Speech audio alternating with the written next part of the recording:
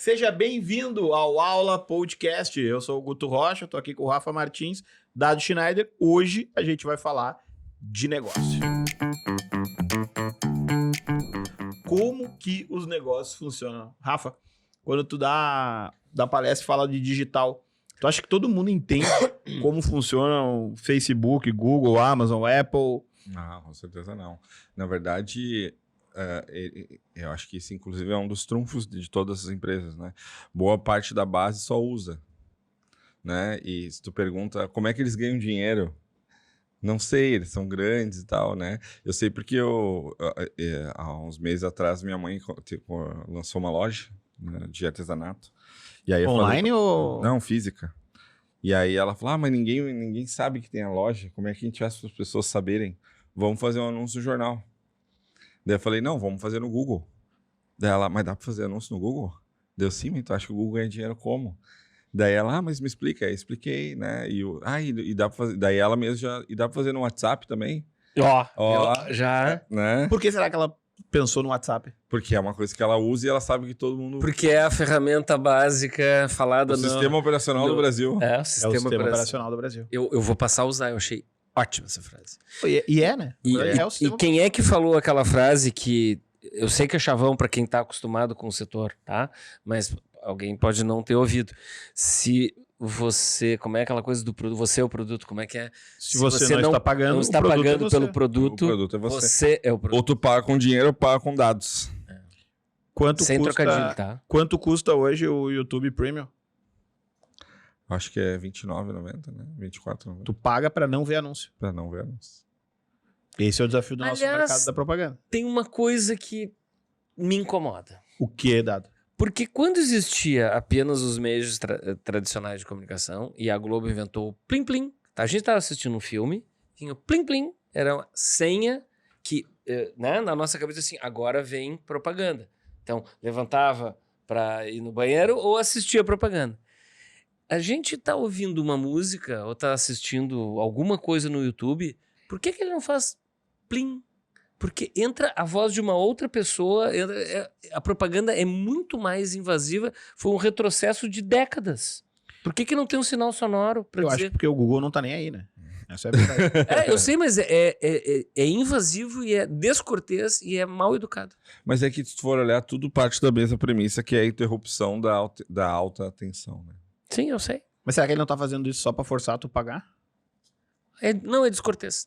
Não, com certeza é mal É educado. descortês. Mas aquelas premissas que o Google tinha de não ser malvado, eu acho que eles já largaram de mão, né? A própria Netflix, né? Mas a Netflix, eu nunca vi um comercial na Netflix. Eu sou velha guarda, eu tenho o Netflix da família. Da família. E eu nunca vi como é que é o anúncio. O anúncio é no meio do filme? Não, é no início. Não, é no início. Tá, então segue uma lógica de cortesia. Cara, mas aí é que tá. Eu acho que isso é uma coisa da própria internet, entendeu? É uma coisa do meio. Se tu entrar no globo.com e for ver um vídeo, vai ter o anúncio do mesmo jeito. no início. E no meio também. Tem? Tem. Eu sei porque às vezes eu olho os gols lá dos jogos, o cara vai fazer o gol, vem um caralho de uma lasanha ali que eu não quero saber mas isso tá na contramão de tudo que se estudou de ser uma coisa que seja agradável, desagradável. Mas hoje isso tá mudando até a transmissão do futebol, Não, porque o anúncio propaganda aparece no meio do jogo e o jogo é minimizado na tela. Não, aqui isso é... Pra poder aparecer o anúncio. Não, e o mais legal é quando os caras estão falando de alguma coisa, assim, esses dias tinham 2 carecas, eles tentaram, eles estão fazendo negócio de contextualizado. Não, mas tinham 2 carecas no banco de um dos times e era um comercial de shampoo. Provavelmente eles estão usando isso de forma contextualizada. Eles querem fazer isso pra gerar meme. Quem gosta de propaganda é publicitário, né? É verdade. Não, eu vou te dizer uma coisa. Não, saudosismo. É saudosismo. Master que eu vou te dizer. Não. As pessoas não tinham alternativa. Não, exatamente. Ou ia gostar da propaganda ou não. Exatamente. Então tinha gente que gostava de assistir propaganda. A gente fazia essas pesquisas. Se acostumou ou gostava? Então quem gostava de creator, se acostumou porque gostava, mas assim, o break comercial tinha uma maioria de cenas agradáveis e divertidas de se ver.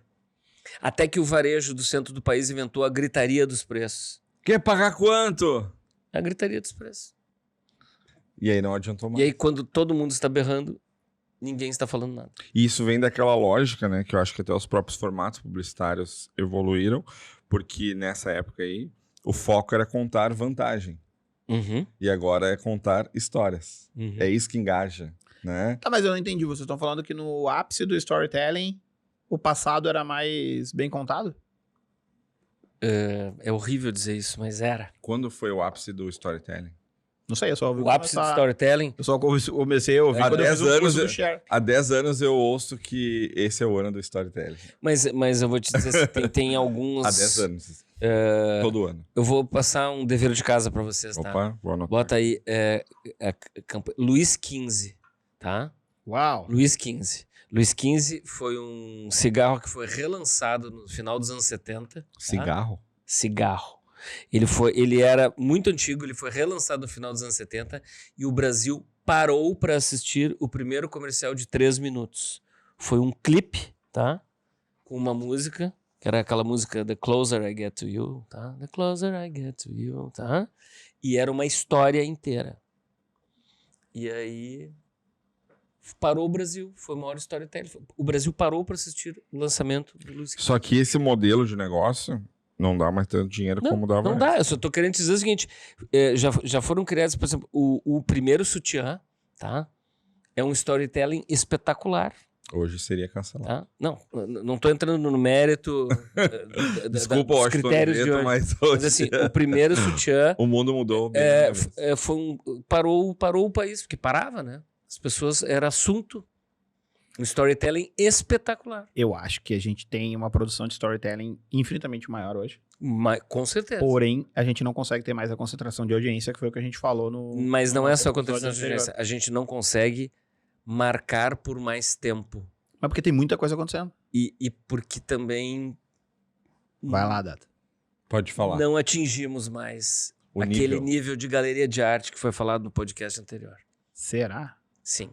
Eu acho que não, tá? Eu vou discordar de ti. Eu acho que a gente tem hoje uma capacidade de produção de altíssimo nível, muito Capacidade maior. instalada, sim. Não, maior. Mas A não gente faz coisas tão boas quanto, só que as pessoas não têm tempo para assistir. Então, o que acontece é, tu tem uma produção maior que ela é maior dividida em numa audiência. volume. Maior em Não, volume. volume, mas proporcionalmente, Fragmentação de audiência. a qualidade hoje, ela consegue ter uma maior quantidade de peças feitas com qualidade do que antes. Mas Pelo não se vê barateamento da uma produção. maior quantidade de peças de extrema qualidade. É a famosa big idea, a grande ideia. Eu acho que ainda Nós tem... estamos em crise da Não, grande ideia. eu acho que ainda tem Também acho. grandes exemplos de Big Idea, só que o por trás do Big Idea não era só o Big Idea, cara. Era o Big Audiência. Sim. Porque Bom isso, hein? o Bom isso. que pega é o seguinte, é. ó. Bom isso. O comercial do Burger King nas eleições de... Não vou lembrar qual... Não foi a última, foi a penúltima, eleições federais, que eles sugerem a pessoa fazer um Whopper sem recheio. Né? Ele entrega um Whopper sem recheio porque a pessoa vai votar em branco. Cara, ele foi exibido 3, 4 vezes e teve um alcance absurdo. Porque é uma Big Idea. Eu acho que o Burger King é um excelente exemplo de quem vem apostando muito na Big Idea. Só que, cara...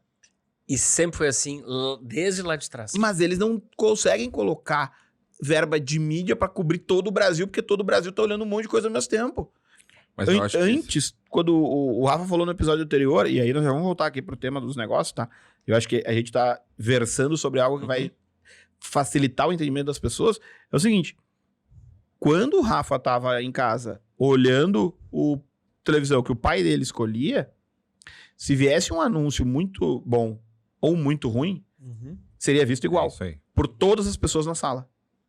Eu gostei do Big Idea e Big Audiência. Gostei muito. Hoje não tem como. Mas eu tô só parafraseando o teu colega Nizam Guanais, que fala que mais importante que a qualidade da ideia é a quantidade de reprodução. É porque uma ideia ruim com uma big audiência vai dar certo igual, né? Exatamente. Exatamente. É. A ideia boa, ela diminui a necessidade da verba de Do mídia. tamanho da Quando audiência. o pessoal chegava Mas pra não mim, faz diferença. no auge do lançamento da Claro, principalmente no Sul, cara, Claro Digital, o pessoal vinha me dar os parabéns. Poxa, que sensacional isso. Sensacional nada. Eu tenho um monte de dinheiro de mídia. Até coisa ruim a gente com essa grana de mídia viabiliza, entendeu? Exatamente. E eu dizia isso porque assim, pô, com esta exposição, né, com esse volume de verba, até se fosse ruim todo mundo ia ver. O bom era que era bom, mas assim, eu queria ver com pouca verba. E aí agora eu quero trazer como é que o Google ganha dinheiro. Vamos lá. O que o Google começou a fazer? O Google começou a organizar os dados de busca. Então, para quem não tá familiarizado, a gente que já perdeu um pouco de cabelo, né? Mas o Yahoo veio antes, né? O mais interessante. Outros mecanismos de busca. E naquela época, com Yahoo, Alta Vista, aqui no Brasil a gente tinha o KD. Qual que era a disputa que eles tinham? Quem conseguia fazer as buscas de maneira mais rápida. E aí, o Sergey e o... Como é o nome do outro fundador do Google? Sergey e Brian. Sergey Brin. Não, o Sergey Brin e o Larry Page. Larry Page. Ufa. Quase que eu esqueço o nome do rapaz. Eu falei, Eu conheci pessoalmente o Eric Smith uma vez no Festival de Cannes, trocamos uma ideia, foi meio estranho. Larry Page, eu tava Sergey eu já tinha tomado bastante vinho rosé, ele também já tava meio alto, mas foi um encontro bacana. Foi o cara que foi chamado para organizar a bagunça e fez o negócio virar o que é hoje. Mas vamos lá. O que eles fazem? Eles fazem um buscador focado no mercado acadêmico para pesquisar referências em artigos que era muito melhor que os outros. E aí ele passa a ser usado de uma forma muito mais ampla. Porque naquele momento, sempre a gente estava em busca da próxima ferramenta que ia ser melhor do que a anterior. E o Google passa a receber investimento para ampliar sua capacidade de ferramenta de buscas. Até que eles compram uma empresa chamada DoubleClick, que é uma empresa que conseguia transformar as buscas em negócio, colocando empresas que patrocinavam o termo que estava sendo buscado na parte de cima da busca. E é somente aí que o Google começa a ganhar dinheiro. Porque toda vez que alguém busca algo na internet, no Google, o Google exibe anúncios e toda vez que alguém clica nesses anúncios, o Google recebe dinheiro. Por isso que o Google criou várias plataformas ao redor disso. Uma delas, que para mim é a mais genial de todas, é a ferramenta de análise deles, chamada Google Analytics. E eles passaram a fazer análise de como os sites se comportam. Quem são as pessoas que visitam, da onde elas vêm, o que elas procuraram, quanto tempo elas ficam, se elas saem dali ou não. Que é métrica. E essa métrica que o Google criou com a ferramenta própria do Google acabou virando padrão de mercado e, coincidentemente, a métrica mais valiosa é a métrica do último clique antes de entrar no site. Quem que sempre tem o último clique se a orientação é vir do mercado de busca? O próprio Google. E o Google usou isso para justificar um investimento cada vez maior das empresas em anúncios para o último clique. E assim, eles construíram um império trilionário que é o Google. E foram comprando várias empresas com o seu método, com a cultura e tudo o que acontece. E até de forma hostil. E às vezes de forma hostil. O ponto é, o Google foi a empresa mais hábil em monetizar o negócio de buscas. Porque tanto o Alta Vista quanto o Yahoo, eles acabaram cedendo nesse processo, fazendo anúncios que não eram tão bons e confundindo um pouco a experiência do usuário. O Google venceu essa batalha. Só que essa batalha se transformou na maior fatia de investimento publicitário do planeta. Porque quem é aqui do Brasil sabe que a Globo domina o mercado. Quem é do Rio Grande do Sul sabe que tem a RBS que domina o mercado publicitário. Quem é do Paraná sabe que tem a RPC. E cada mercado tem o seu player dominante. Se a gente vai para outros países, tem players dominantes. E sempre foi uma disputa, porque a origem disso vem da concessão, das linhas de transmissão de rádio, depois as linhas de transmissão... Tem AT&T, tem Bell, né? Tem tudo isso. Estados Unidos. O Google faz isso sem uma concessão. Ele faz de forma meritocrática. Existiam outros players e ele ganha essa disputa porque a solução dele é melhor. Só que ele cria uma dominação, que ela é global, ficando de fora basicamente dois mercados, China e Rússia. todos os demais mercados, o Google é o líder absoluto. Uhum. Então a gente trocou os mecanismos de comunicação que usavam o dinheiro dos anúncios dos comerciais que a gente estava elogiando Uhum. para financiar toda a estrutura de produção de conteúdo, toda a estrutura que a gente tinha de jornalismo, e entregou na mão do Google. Quem é que ganha pelas notícias que a gente lê? Quem é que ganha pelo jornal que a gente assiste?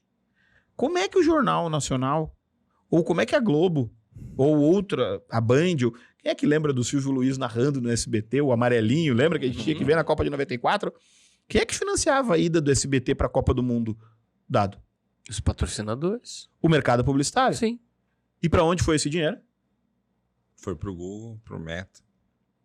E Mas o que eles estão fazendo de conteúdo hoje? E sabe por que eu falei do gozo? É que teve um momento em que as verbas publicitárias e o dispêndio deixavam os diretores financeiros dos patrocinadores enlouquecidos. Por que tanta grana?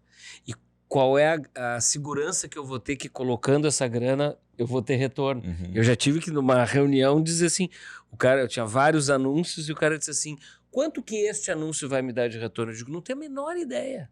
Eu só sei que, por experiência, um X número de anúncio num período X, veiculando tanto assim para esse público, tem dado esse resultado. Mas é o máximo de métrica. Tem dado. Tem dado. É o máximo de métrica que eu posso te dar. E eles estavam sequiosos, ansiando por métrica. E o Analytics foi o gozo. Tinha até aquela frase. Não estou dizendo que está errado, só estou dizendo o seguinte: teve também uma demanda reprimida por medir, tá? O cara E da aí- Ford, né, que falou Pimba. que 50% do que ele investia em propaganda dava certo, ele só não sabia qual Não, 50% da minha verba vai pela janela. Eu só não sei qual é. Aqui dá certo Vai- é que vai pela janela. Vai pela janela. Exatamente. E aí, Isso tem 100 anos, tá? E aí a Essa gente isso, entra, isso tem 100 anos. Eu estudei também. É. e aí a gente entra num modelo que a gente consegue saber para onde vai o dinheiro.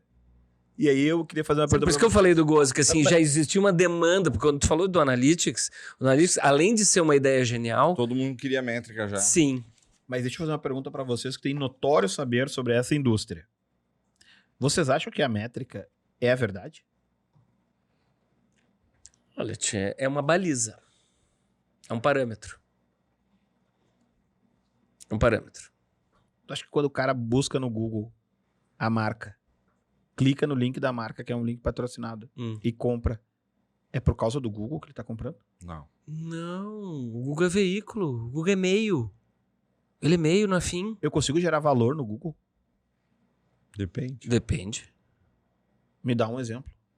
Não, Se tu fizer um anúncio para um conteúdo, por exemplo, Gerar valor? pra não, pessoa. não, mas eu entendi valor com outro sentido. Eu entendi valor, disse assim, é valioso para mim, porque através dele eu consigo atingir os produtos e serviços que eu estou desejando. Eu entendi no sentido de valor assim. Vou trazer uma frase do nosso professor favorito no Brasil. Professor exigente. Porra. Nosso professor favorito no Brasil, Silvio Meira. O que acontece com o mercado de varejo hoje, de produtos comparáveis? Ele tende a margem zero. Uhum. Por que o professor Mas Silvio Meira- isso o Chris Anderson já dizia lá no Cauda Longa, né? Depois do Cauda Longa, O freemium. não, o primeiro livro lá, que foi o Cauda Longa, depois ele fez o livro Free, e em português foi lançado, escrito Free, né, livre, né, de graça, né, porque todos os preços tendem a zero. E aí a gente tem Por quê? a ferramenta do Google comparando preços. E aí quando tu compara preço, tu tende a uma lógica de zero. Uhum. Tá, e aí vem uma... Como doideira. assim? Explica melhor isso. Vamos lá. O atacarejo. Eu adoro o exemplo que a gente trabalhou nos últimos 20 anos aí, 30 anos, para difundir o e-commerce no Brasil. Uhum. E eu acho que A gente quem? a gente é a indústria do digital. O Rafa faz parte, Todos nós. eu faço parte, o Dado fez muito parte. Um projeto que em algum momento nessas Ainda nossas faz aulas aqui, educando os a profissionais. gente vai falar sobre o projeto da Magalu, que é sensacional, que ele fez parte. E ele vem difundindo conteúdo, então a gente faz parte. Eu, como o patrocinador e curador lá na E-Commerce Brasil, a gente faz um trabalho de democratização de conteúdo, fomento à excelência muito grande. Tá, a gente vem trabalhando pelo e-commerce no Brasil. E eu acho que a gente, até certo ponto, foi competente. Mas qual é o varejo que mais cresceu no Brasil nesse intervalo? O atacarejo. ele representa muito mais dinheiro do que todo e-commerce junto. E o atacarejo cresce. Por quê? O atacarejo vende produtos de bens de consumo no menor preço possível. Atacarejo tá falando o modelo, né, de Modelo negócio. de É porque atacarejo. tem no centro do país e no Nordeste tem uma marca Atacarejo com K.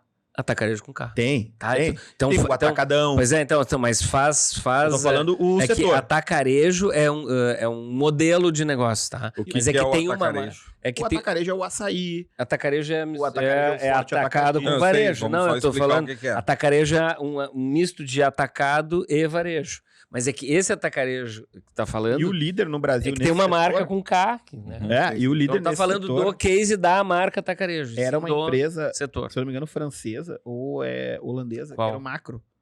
Macro acho que é atacado. holandesa. É holandesa, né? Macro O com Macro. K. Macro com K. Holandesa. Ele era o líder do mercado, Sim. mas ele não percebeu a mudança. Porque ele estava orientado a vender para CNPJ. Sim. E a mudança foi o atacarejo, que Sim. tu passou a vender para CPF e CNPJ. Uhum. E aí, ao não Em entender, volume para CPF. ao não entender essa mudança, ele foi engolido. Uhum. E hoje o líder desse mercado é o Açaí, que pertencia ao grupo Pão de Açúcar, e eles fizeram um spin-off e fizeram uma abertura de capital, e hoje ele é ele só fica atrás do Carrefour. Porque como o GPA era tudo junto, Uhum. o Carrefour comprou o Atacadão, que é o Uhum. segundo colocado. Esse cara aqui é o maior atacarejo do país. Por que eu tô falando isso? Porque o atacarejo, a margem tende a zero. E como que o cara ganha dinheiro se a margem tende a zero? Ele vai na indústria e ele faz a recomposição de margem, Uhum. que é a verba que a gente conhecia como trade marketing. Uhum. É a verba que a indústria usa para promover o produto na gôndola. Uhum. E por que eu tô falando isso? Porque o dinheiro todo sai do mesmo bolo, que era o bolo da publicidade. Uhum. Então, no fim do dia, o atacarejo é um meio de distribuição de produtos Uhum. pelo qual a indústria financia o operador para que ele leve os seus produtos para o cliente final. E ela ganha dinheiro através do investimento da indústria para que mais pessoas comprem o seu produto. Uhum. Tá, e o que isso tem a ver com o que a gente está conversando aqui de empresas digitais? É assim que a Amazon ganha dinheiro hoje. Porque a Amazon, que é a maior empresa do mundo ocidental de varejo, Todos contra a Amazon. ela vende cada vez com uma margem menor. Tá, então ela não ganha dinheiro comprando e vendendo produtos. Não. Mas ela é a segunda empresa que mais fatura no mundo em compra e venda de produtos, ficando atrás do Walmart. O Walmart ainda fatura mais. Eles Globalmente. ainda faturam mais, né? Tá. Mas Por como, enquanto. mas como é que ela ganha dinheiro? Retail Media. Calma.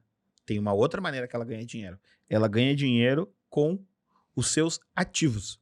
Quais são os maiores ativos que a Amazon tem? Audiência. Não. O maior que ela tem é a tecnologia. Porque para ela conseguir chegar no volume que ela tem hoje de tecnologia, nenhum fornecedor dava suporte a ela. O que ela Sim, fez? Ela Ela montou a infra. Ela criou a própria Ela tecnologia, que é o que a gente chama de Amazon Web Services. Vocês talvez já tenham ouvido falar nessa sigla Sim. chamada AWS. Sim. As nossas empresas Uhum. utilizam a AWS lá, PM Web, Otto, Sim. O Share, o Clube Share. Sim. E a gente também usa o do Google, que é o Google Cloud Platform, né? A gente usa ambos E talvez a gente vai usar o do Magalu agora. também. E aí a gente já chega no Magalu. Magalu tá aqui. Vamos ver se vai dar tempo de chegar nessa aula aqui. Mas o ponto é, o AWS, ele é criado para a Amazon e ele passa a ter um excedente. Então a Amazon cria uma estrutura que para ela serve, só que ela não vai usar 100% do tempo. E aí ela vai vender o Que excedente. é um baita negócio. Só que ela é a primeira, assim como foi a Apple, e aí a gente talvez lembre, mas a Apple, ela transforma a indústria da música não ao criar o iPod. Porque o iPod era só uma versão melhorada do MP3 Players que a gente já tinha. Deixa eu fazer um parênteses, contar Por favor. só uma coisa safadinha. Os discos dos Beatles eram de uma gravadora chamada Apple, tá? E quando a Apple surgiu, a gravadora Apple chegou para Apple, né, pro Steve Jobs e disse: opa, alto lá, esta marca já é nossa. E ele disse: fiquem tranquilos, nunca entraremos em música. Fecha parênteses. Steve Jobs, hein? Safadinho. É. Steve Jobs é complicado. A gente tem mais alguns casos dessas outras pessoas que a gente tá falando aí. Bonito isso, né? Mas vamos lá, olha aqui. Como é que a Amazon muda a indústria da música? Quando ela cria o iTunes e permite... Na que Amazon pessoas- não, a Apple. Perdão. Como é que a Apple muda a indústria da música quando ela cria o iTunes e permite que as pessoas possam comprar a música, a faixa? a canção e não mais apenas o disco. É que o Napster tinha feito um estrago e eles E ela faz legitimam a isso, coisa. ela faz isso a partir do comportamento pirata. Então ela usa o método que o pirata estava usando. Agora conta o Napster, porque vai ter gente que não vai fazer conexão. Faz o parênteses do Napster. Quem nasceu na era do Spotify Uhum. não sabe como é que a gente fazia pra ouvir música antes. Rápido histórico. Como é que a gente ouvia música antes? No rádio ou no comprava coisas físicas. vamos lá, tu tinha os métodos de distribuição de música. Era letra A, Banana Records. o rádio. Eu tinha o adesivo. Aí tinha o rádio. Aí tinha a TV. Então, por exemplo, quando um clipe passava no Fantástico, ele passava o clipe inteiro e era o lançamento de uma música, era uma superprodução. E aí a gente tinha a opção de comprar a mídia. Uhum. Então a gente começou comprando vinil, que hoje, o vinil que vocês veem à venda hoje, ele é antigo. Ele é retrô. Ele é retrô, ele já existia. Aí depois do vinil, alguém criou uma nova mídia, Uhum. que era fita cassete. Uhum. E a fita cassete, ela tinha uma capacidade que a gente podia gravar nós mesmos. E gravava do rádio e ficava assim, não diz o nome da rádio, não diz o É nome o da rádio. Borato.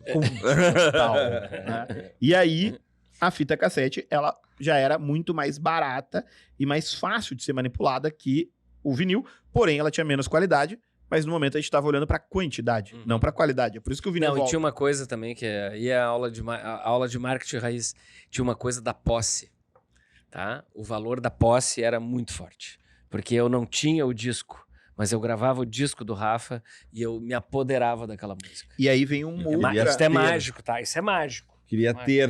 Eu tenho. É E mágico. hoje é parecer ter. É. Vem uma Aprendível. outra Por exemplo. mídia, que é o disco compacto. Por isso que a gente CD. chamava de Compacto disc. CD. CD E ele era uma mídia digital, aí já era uma transformação. de qualidade de som. Era difícil a gente entender como é que funcionava, mas a gente tinha... Eu lembro quando chegou o CD lá em casa. A gente comprou do Paraguai um reprodutor, porque tinha uma época que o Brasil não podia ter tecnologia que não fosse desenvolvida no Brasil, que foi antes do presidente Collor fazer a abertura. E tudo que a gente tem de tecnologia no Brasil vem porque o Collor fez a abertura, porque na época da ditadura Da reserva de mercado. era só tecnologia feita no Brasil. Então, quando a gente fala sobre o presidente Collor, só tem coisa ruim para ser falada. Sim. Mas até o Collor consegue acertar. E ele fez a abertura de mercado. Mas eu fui para os Estados Unidos em 85 e eu visitei a casa de um amigo cujo pai adorava ouvir música clássica e eu não esqueço isso. Eu estava acostumado a ouvir vinil e fita cassete, cara. Não tá... Que nem radinho, aqueles caras de ouvir futebol, né? Aham. E aí eu entro na casa e tinha um tosse assim, pô, pô, pô. E eu me viro pro meu amigo, assim, parecia índio olhando pra caravela de Cristóvão Colombo, tá? E eu me viro e disse assim, o que é isso? Porque tinha uma orquestra dentro da sala do cara. E o cara disse assim, é compact disc. E foi uma coisa assim, vou te dizer, foi um dos dias que eu parei. Posso fazer uma correção histórica que talvez afete a tua memória? Essa tua sensação, ela não foi causada por causa do CD. Não era porque o CD era melhor que o vinil. Porque o vinil, ele é melhor do que o CD do ponto de vista de qualidade de música. Foi por causa da qualidade das caixas de som.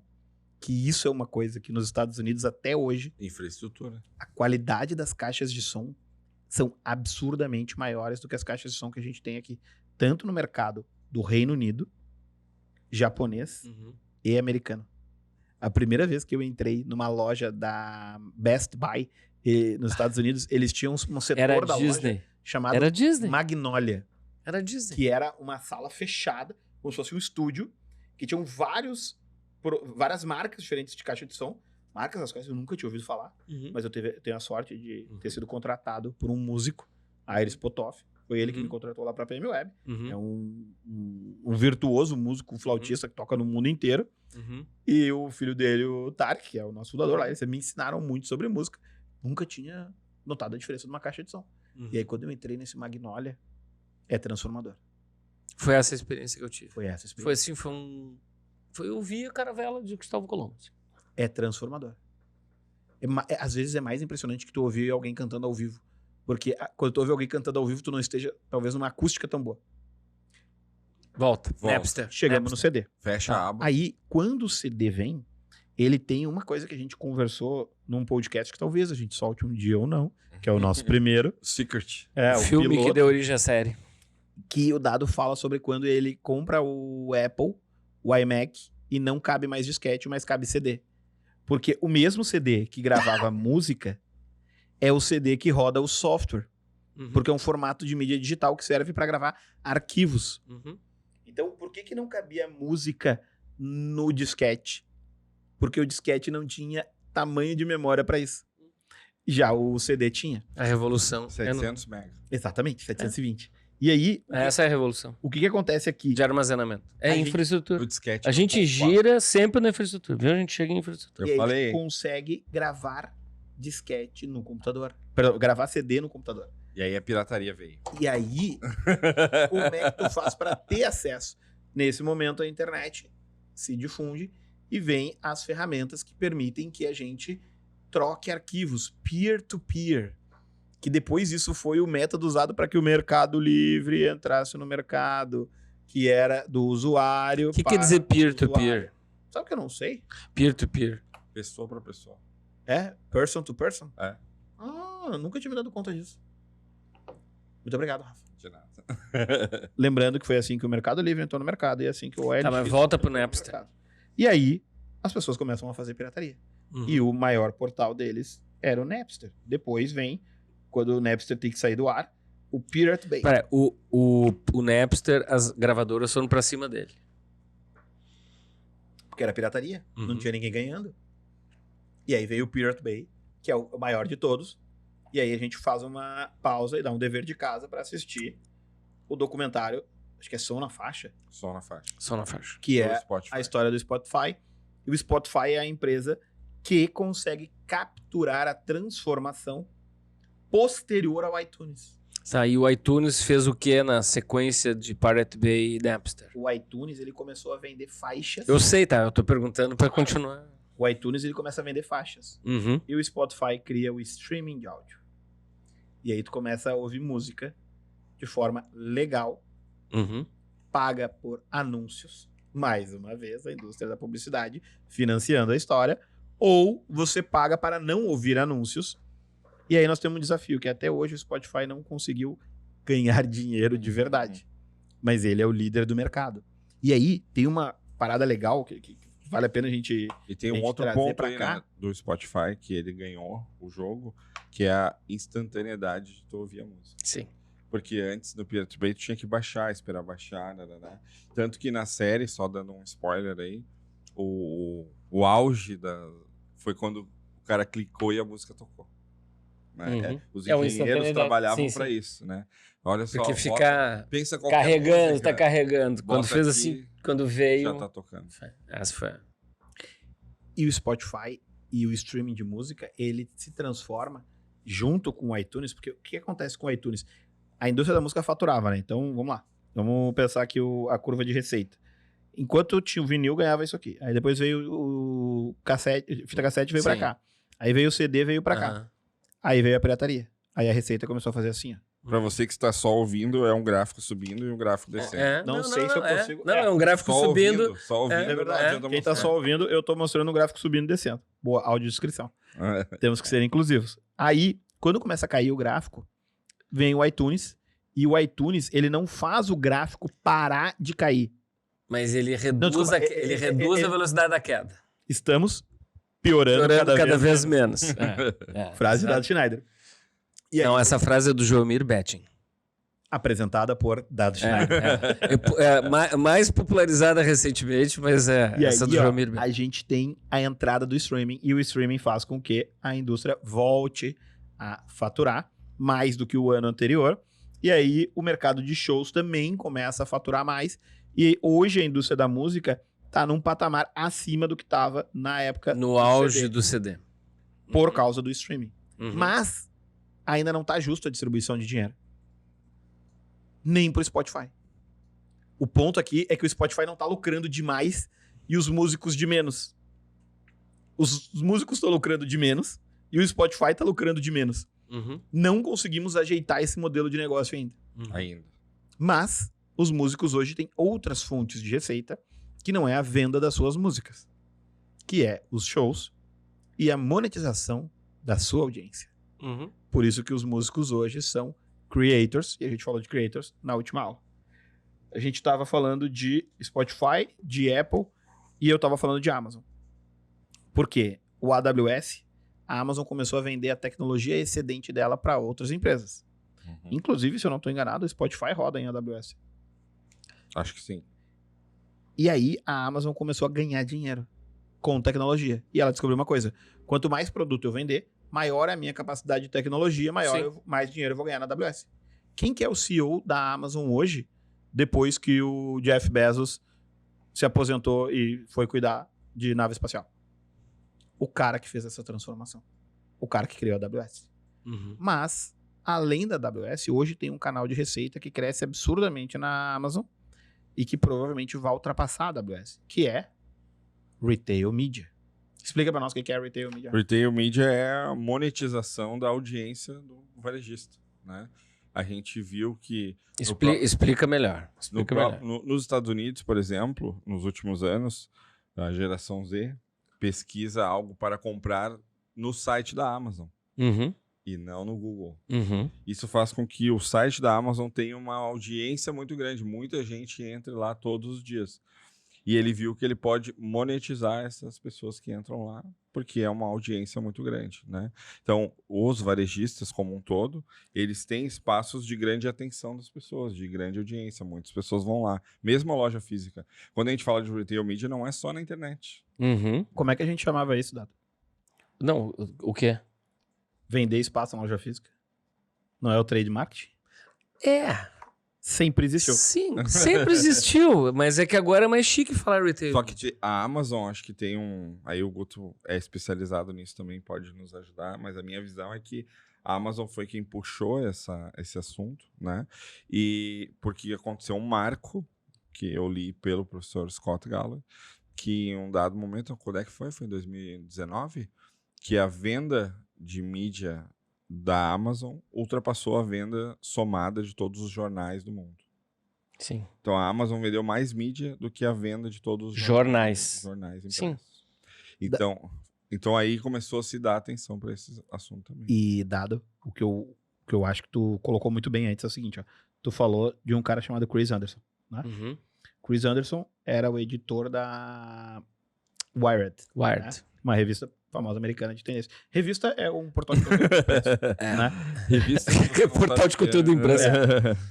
Aí o Chris Anderson, ele escreve... Que não dá pra ampliar, tá? Fazendo assim na página, não dá pra ampliar. Ele escreve um livro chamado... Ou seja, não serve pra nada. Cauda Longa.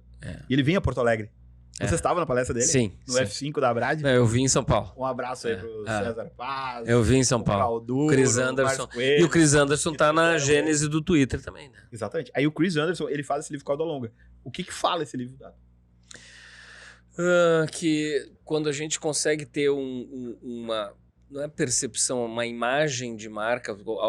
Algum produto vai ao Olimpo lá, tá? Digamos uma marca... Como é que eu vou dizer? Qual marca? Me diz uma Hellmann's. marca. Maionese Hellmann's. Hellmann's, tá? A partir dali dá para vender outras coisas com esta marca. Extensões de linha. Então a cauda, o lance da cauda é o seguinte, esta marca tá lá em cima, na preferência, na fama, nas vendas, e aí tudo que tiver com esta marca é uma cauda, por isso que eu estou fazendo, para quem está só ouvindo, tem um sentido que ela está lá em cima, tem uma cauda longa, dá para ampliar a utilização dessa marca para vender outras coisas, produtos e serviços. E ele fala também de prateleira infinita. Exatamente. E esse livro é de 2003, eu acho? Eu acho que metade da primeira década. 2005, por aí. 5, 6, 7. O que é o Retail Media? O Retail Media é a capacidade de tu vender espaço numa gôndola infinita. Sim. Essa é a definição de Retail Media. O Chris Anderson, ele detecta e escreve sobre a prateleira infinita da Amazon. Sim. Que tu pode colocar qualquer produto. Sim. Porque dependendo da busca do cara, vai aparecer o produto ou não. Sabe que a gente está falando prateleira, e muita gente pode estar pensando na prateleira física do supermercado. Exatamente. Tá? Mas também é a prateleira física do supermercado. É tanto digital, tanto... Também é isso aí. E também é. Só que a prateleira da Amazon, ela é infinita. Sim. E aí a Amazon resolveu vender espaço na prateleira. Que é o que o seu mercado faz. Exatamente. E que é chamado de trade marketing. Sim. Qual que é a diferença básica do trade marketing para o retail media? O trade marketing, ele já tem uma orientação de verba, ele já tem uma originação. Então, quando a indústria vai dividir o seu dinheiro... X% é para trade marketing. Sempre foi assim. Tá. E por que que é retail media? Porque a verba do retail media não é a verba do trade marketing. É a verba de mídia. Então o dinheiro passa a ser redistribuído. Sai dos meios de comunicação tradicionais e vai para esse. Na verdade, já tinha saído dos Sim, meios já de tinha comunicação. saído. Está sendo redistribuída de quem? De Google e Facebook. Então, temos uma estrela nova no pedaço. Um concorrente à altura. Então, a gente descobre que quanto mais a Amazon cresce, mais ela ganha dinheiro vendendo tecnologia e anúncio. Uhum. E esse modelo está sendo copiado. Se fala muito no mercado, vocês estão muito mais grudados nisso do que eu. Mas nos últimos tempos só se falava de Google Ads e Facebook Ads, né? Agora, Amazon Ads é a bola da vez. E é exatamente isso. Em volume, em volume financeiro, é exatamente isso. É que só se falava de Google Ads, Facebook Ads, Google Ads, né? E eles Agora, criaram Amazon o Ads duopólio. é o... E aí, agora, quem ameaça eles é a Amazon. Então é o triopólio. Exatamente. Só que, simultaneamente com eles, vem o TikTok. E o TikTok, ele tem uma coisa que a Amazon tem, ele tem uma coisa que o Facebook tem, mas o Google tá muito frágil nessa relação. Por quê? As pessoas estão no TikTok, as pessoas estão na Amazon, as pessoas estão no Facebook ou no Instagram, mas as pessoas não estão no Google. Elas vão ao Google quando elas precisam de algo. Uhum. Então, o Google continua muito bem, obrigado. Mas, E também já sabe de tudo isso que a gente falou. exatamente, eles não precisam... Eles não... Eles não precisam ouvir nosso podcast. Agora. as É pessoas- que o YouTube, que é do Google, YouTube não é a mesma coisa que TikTok. Errado. Foi brilhante agora. É que, Trouxe mas outra eles te- mas propriedade eles- do YouTube. Sim, mas é que tá. O Google é dono do YouTube. O Google vai fazer alguma coisa com o YouTube Já está fazendo. neste campo. Por qual canal vocês ficaram sabendo que o Google comprou o YouTube? Eu acho que foi. Eu Eu vi já no acho Jornal que- Nacional. Eu acho que foi no Twitter. foi Eu vi no Twitter. Eu Wired. acho. Pela, eu o tu- acho que pela o Twitter- conta da Wired, Eu acho que o Twitter. da não Wired existia. no Twitter. Eu acho que o Twitter não existia. Eu acho. A gente vai ter que levantar. É, essa a gente vai informação. ter que ir atrás disso aí. Eu acho. Eu o acho que Twitter foi no criado Twitter. depois. Ah, eu li no site. Do é que eu YouTube tenho um ser hábito comprado. diário de entrar em algum site. Eu não sei se foi um site, mas é que Desculpa, como... Desculpa. Onde é que tu morava quando tu tinha internet? Tá, em depois a gente vê Sabe isso. por quê? Tá, Porque, depois a gente assim, ó, vê isso. Foi uma das aquisições mais brilhantes da história. Eu do acho que capitalismo. foi a grande jogada do Google, foi comprar o YouTube. Sabe quanto que eles pagaram? 1,6 É bilhão bilhão. de dólares. É. 1,6 bilhão de dólares. No último trimestre, eu acho que o... Outubro de 2006. Com Seis. certeza, nada do que eu falei é verdade. Então, É. não... É, o Mas eu Twitter acho é que o 9, Twitter já né? existia. Twitter é 8 Não, ou o Twitter 9. acho que já existia. Acho que o Twitter é 2004. Mas não era difundido Não.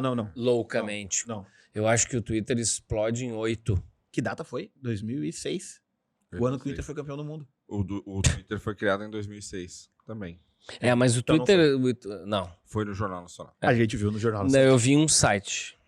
Certamente. Portal. Alta Um Vista. portal. Terra. É. Zaz. Zaz, terra. Isso. A gente tá no momento meio velho agora. Por que eu tô falando isso? Tá, Porque fala a do YouTube maior aí. aquisição do Google, depois do DoubleClick, foi o YouTube. Uhum. E aí a gente tem um canal que as pessoas estão.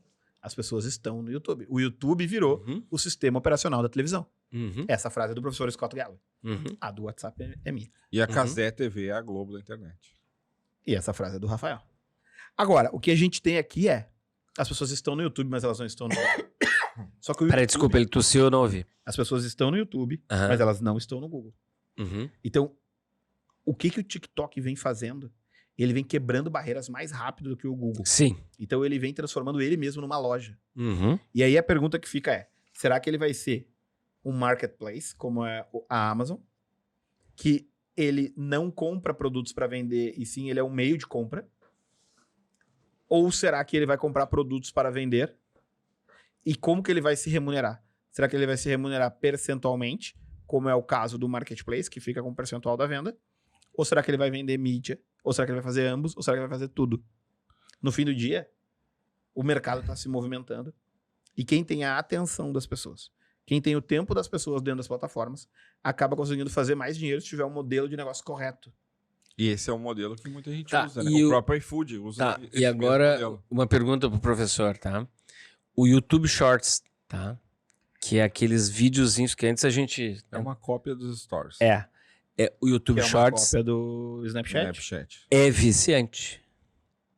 Todas essas Não, ferramentas são eu sei, mas é que o YouTube Shorts foi uma mudança. Já não uma reação. é uma reação, mas Não mas é é uma bom. inovação. Não é inovação, mas é bom. Não, é óbvio que é bom. E aí, quem fez o dever de casa... Eles estão começando a pegar uns ganchinhos, assim. Claro, mas o nosso último dever de casa era qual? Era assistir o Dilema das Redes Sociais. Uhum. Lá, eles mostram que a indústria das redes sociais usa as técnicas dos cassinos Uhum.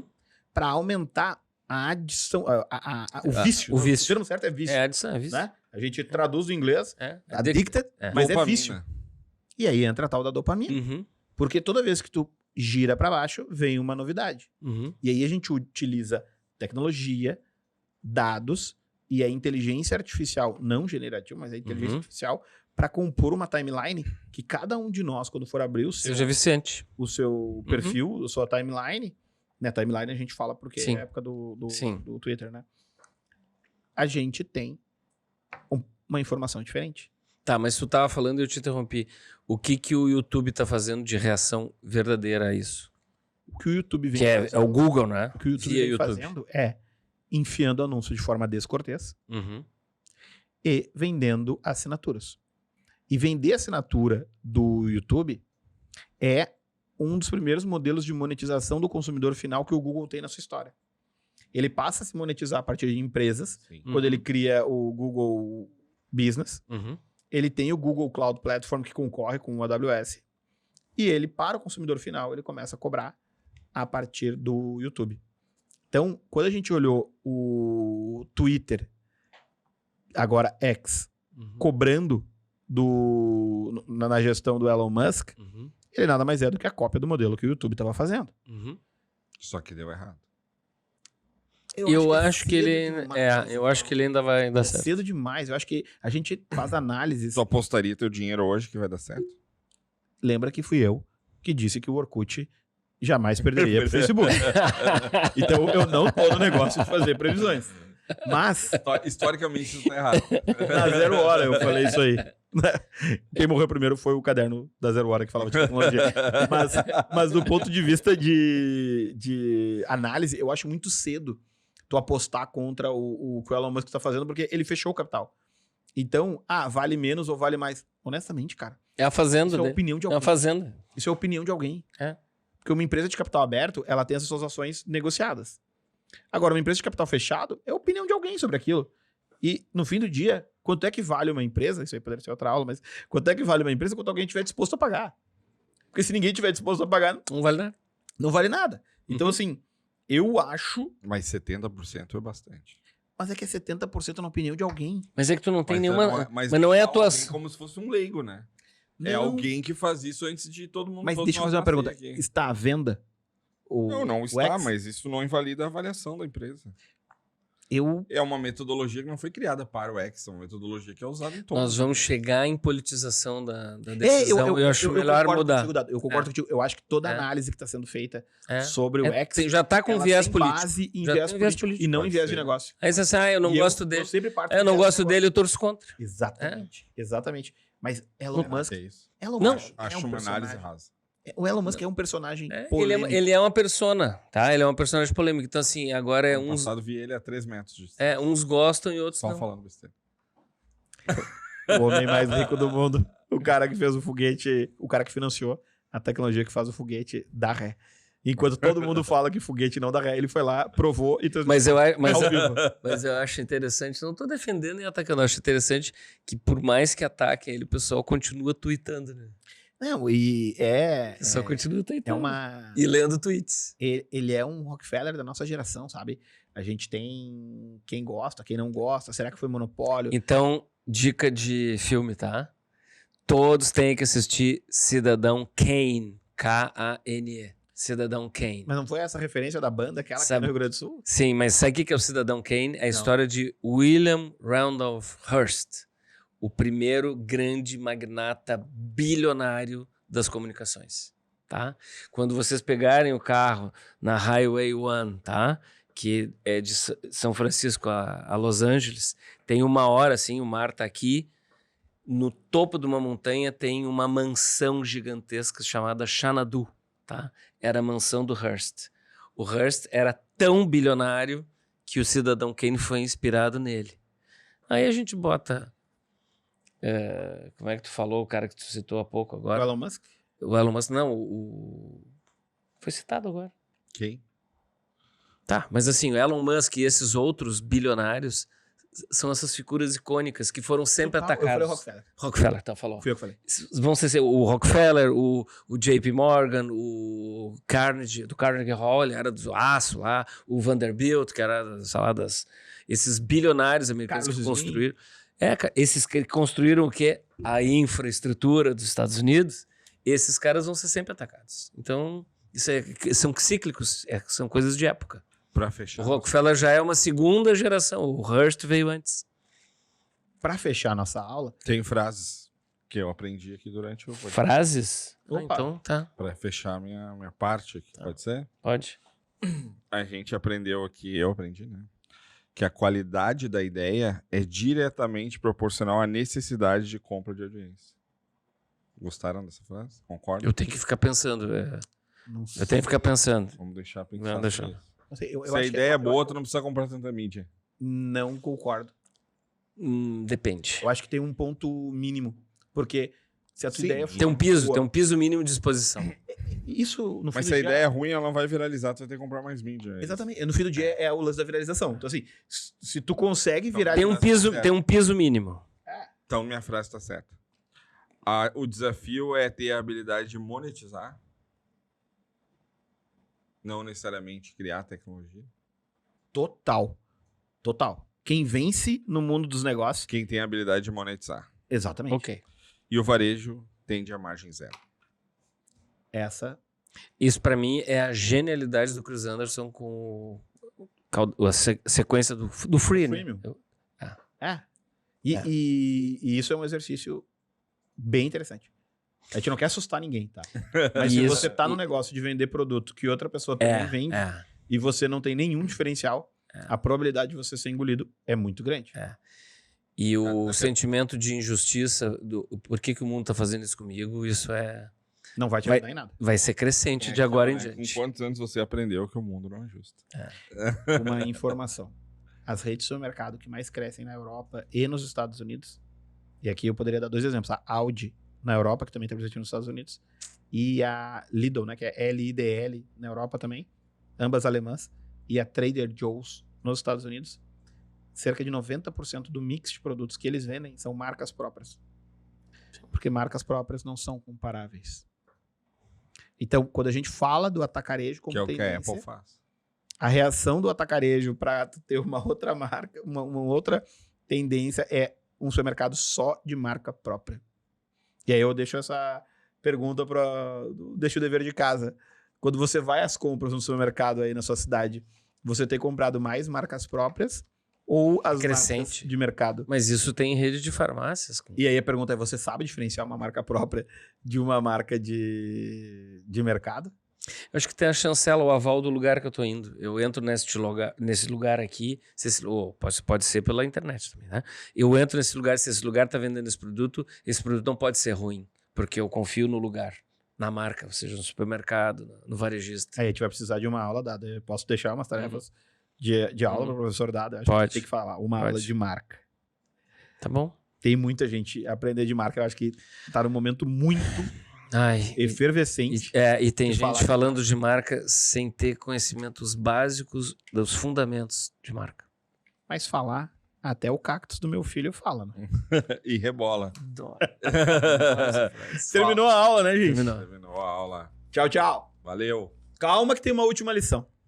A gente falou sobre mídia, a gente falou sobre negócio e a gente não pode esquecer de agradecer quem? Parceiro. Nosso patrocinador, Estúdios Combo. O Aula Podcast é uma produção e só chega a você no canal de áudio de streaming que você prefere ou no YouTube através do Estúdios Combo. Então, um abraço, Vinhas, um abraço a toda a equipe que está aqui com a gente. Semana que vem tem aula de novo. Valeu. Obrigado. Isso aí.